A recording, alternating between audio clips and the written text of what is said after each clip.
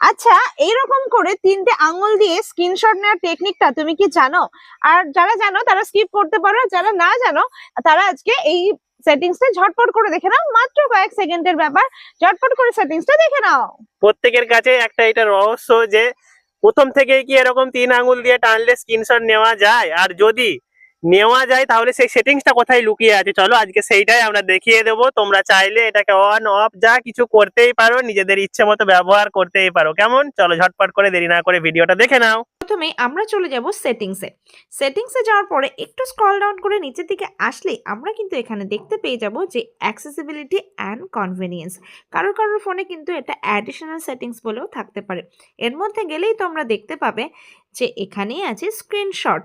এই স্ক্রিনশটটাই ট্যাপ করে নাও। এরপরে দেখবে এখানে অপশান পেয়ে যাচ্ছ এই যে 3 ফিঙ্গার সোয়াইপ ডাউন। ঠিক আছে, এইটা যদি অন করে দাও, দেখো আমি অন করে রেখেছি, সেই জন্য কিন্তু আমার ফোনে 3টে আঙুল দিয়ে ভাবে টানলেই স্ক্রিনশটটা নেওয়া হয়ে যাচ্ছে। তোমরা এটাকে অন করে দেবে, তাহলেই কিন্তু তোমরা এইভাবে স্ক্রিনশট নিতে পারবে। এরকম নতুন নতুন ভিডিওগুলো দেখার জন্য আমাদেরকে কিন্তু অবশ্যই বন্ধ করে রাখতে